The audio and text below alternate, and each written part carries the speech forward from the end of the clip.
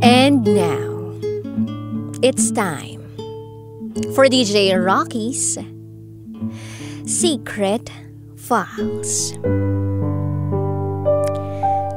Kung mahal mo, ipaglaban mo.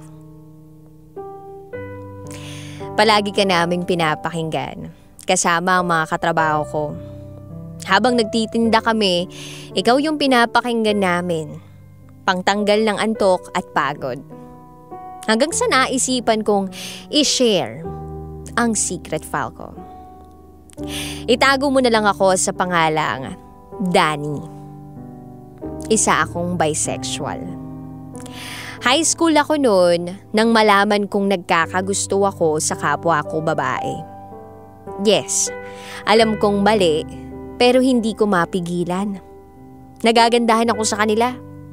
At hindi alam ng parents ko ang buong pagkatao ko.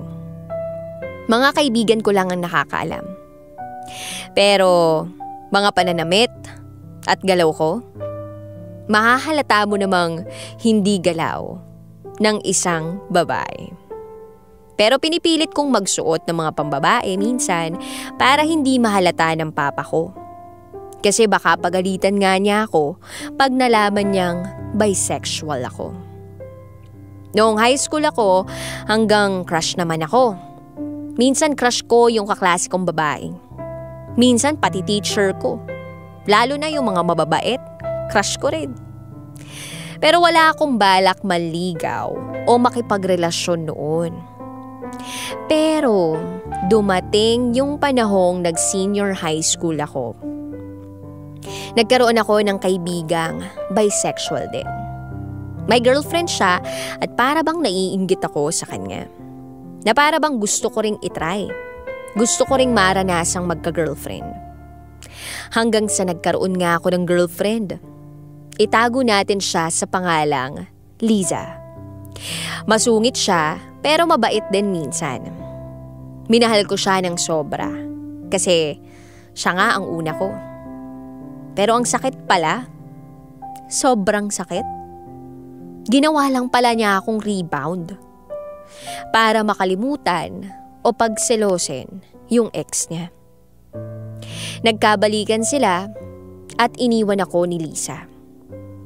Hindi lang pala lalaki ang nang iiwan at nang loloko, pati mga babae rin pala.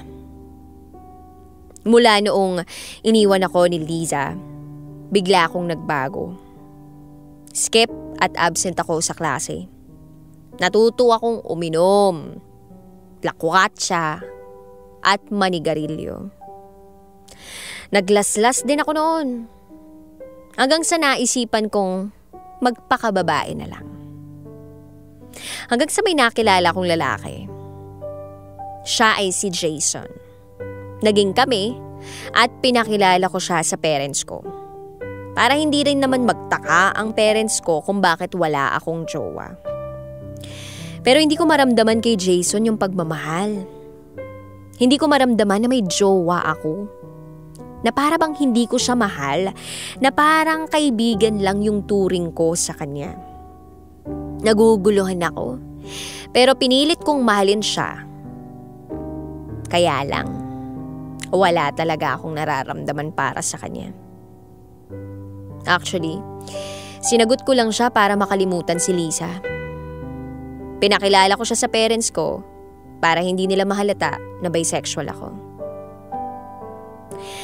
And just to give you a background, hindi alam ni Jason na bisexual ako at meron akong ex na babae. Hanggang sa isang araw, nalaman ko na niloloko pala ako ni Jason. Tinutime niya kami. Kaya nag-break din kami agad. Hindi nga ako nasaktan nung nag-break kami.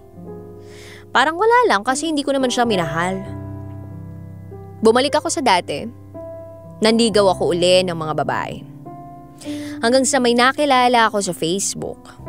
Malayo yung lugar nila, halos 3 oras ang biyahe bago makarating sa kanila. Maganda siya, maputi, at sexy. Itago na lang natin siya sa pangalang Kylie. isa ring bisexual. Crush ni Kylie yung kaklase kong si Hannah. Kachat ko siya pero ang usapan namin ay tungkol kay Hannah na crush niya. Lagi kong sinasagot ang mga tanong niya about kay Hannah. Maganda kasi si Hannah, matalino pa. Pero hindi ito pumapatol sa kapwa niya babae. Sinabi ko agad kay Kylie na wala siyang pag-asa kay Hannah. So tumigil na siya sa pangungulit kay Hannah. Pero magka-chat pa rin kami. Halos araw-araw magka-chat kami ni Kylie. Hindi na tungkol kay Hannah ang usapan namin. Naging magkaibigan kami. Sinasabi namin sa isa't isa yung problema namin. And by the way, hindi pa kami nagkikita ni Kylie in person. Kasi nga sa Facebook ko pa lang siya nakikilala. Sa araw-araw na magkausap kami, hindi ko namamalayang nagkakagusto na pala ako sa kanya. Hindi ko sinabi sa kanya na gusto ko na siya. Kasi baka masira yung pagkakaibigan namin. But one day, tumawag siya sa akin. Lasing. Sobrang kulit at kung ano-ano na yung mga pinagsasabi niya. Naisipan kong i-record yung mga sinasabi niya. Para kapag hindi na siya lasing, ipapasa ko na lang sa messenger yung audio niya para mapakinggan niya. At sa araw na yun, sinabi niya sa akin na gusto niya ako. Nung narinig ko ang katagang, "Gusto kita, Danny," natuwa ako. Gusto rin pala niya ako. Pero nawala yung saya ko nung naisip kong lasing pala siya.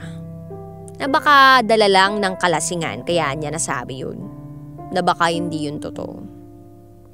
Nung hindi na siya lasing, sinabi ko yung nangyari at mga sinabi niya.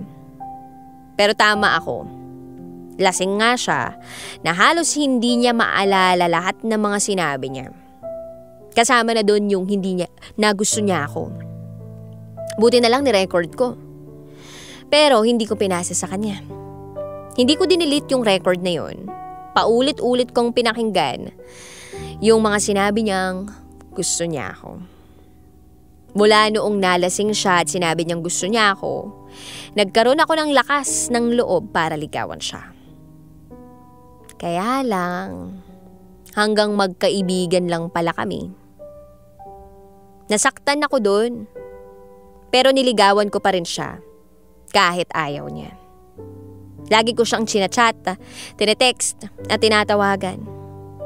Kahit malayo siya, ay ipinaramdam kong seryoso ako sa kanya. Halos 1 buwan ko siyang niligawan. Halos gusto ko nang sumuko dahil baka pinagtitripan ako at wala akong pag-asa. Pero January 15, 2019, sinagot ako ni Kylie. Sobrang saya ko nung araw na yun. Para na akong baliw. Sobrang saya, nakangiti. Pero LDR kami. Hindi ko pa siya nakikita in person. Pero alam kong maganda at sexy siya. Patago ko siyang tinatawagan sa gabi dahil hindi pa alam ng parents ko na bi ako at may jowa ako. Nag-usap kami ni Kylie na kapag first monthsary namin ay magkikita kami. Pupuntahan ko siya sa bahay nila. Hindi ko kayang magpaalam sa parents ko. Hindi ko alam kung anong idadahilan ko kapag pumunta ako kila Kylie. Baka di ako payagan at pagalitan ako. Uminom ako para magkaroon ako ng lakas at aminin sa parents ko na bisexual ako at may jowa ako. At si Kylie yun. Nagpaalam din ako sa kanila na pupuntahan ko si Kylie sa bahay nila. Hindi ako pinayagan at pinagalitan ako ni Mama. Mula nung umamin ako kila Mama, nagbago yung pakikitungo nila sa akin. Na para bang hangin lang ako sa bahay. Umiiyak ako sa kwarto ko kasi nasasaktan ako sa ginagawa nila sa akin. 2 days na lang magmamonsary na kami. Tinry ko ulit magpaalam sa parents ko pero hindi na ako lasing. Umiyak ako at nagmakaawa sa harap nila para payagan ako. Ayaw akong payagan. Iniisip pala nila ang kapakanan ko dahil baka kung ano daw ang mangyari sa akin. At maligaw ako. Pero pinilit ko sila. At pinayagan din ako. Fast forward Feb 15, 2019. First monthsary namin. Gumising ako ng maaga dahil 3 oras din ang biyahe papunta sa kanila. Kumuha rin ako ng mga gamit ko para kung sakali, 2 araw ako roon. Kinakabahan at natatakot ako habang bumabiyahe. First time ko kasing bumiyahe mag-isa sa lugar na malayo at hindi ko alam. Natatakot din ako na baka hindi ako magustuhan ni Kylie. Kasi first time pa lang namin magkikita. Na baka makipag-break siya kapag nakita niya ako. At yun na nga, nagkita na kami. Noong una, nahihiya kami sa isa't isa. Ipinakilala niya ako sa lolo at lola niya, hindi bilang isang kaibigan.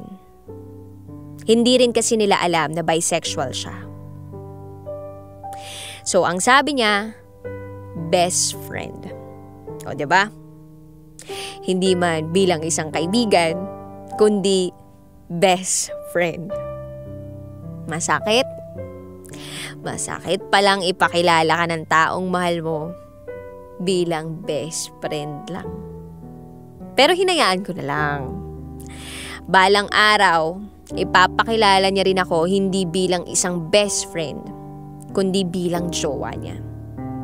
At hihintayin ko yung araw na yun. 2 days ako sa bahay nila. At nung umuwi ako sa amin, akala ko pagagalitan ako ng parents ko pero hindi pala. Isang araw, nalaman ng lolo at lola ni Kylie na magjowa kami. Nagalit sila, parang hindi kami tanggap. Nagagalit din sa akin sina mama. Ayaw din nila sa relasyon namin. Pamilya namin parehas, hindi tanggap ang relasyon namin.